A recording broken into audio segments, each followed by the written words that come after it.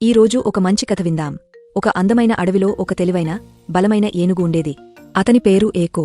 ప్రతిరోజు ఉదయం త్వరగా లేచి నదిలో స్నానం చేసి తాజా పండ్లు ఆకులు తిని అడవిలో నడిచేవాడు. అయితే అదే అడవిలో ఒక సోమరి సింహముండేది, లియో.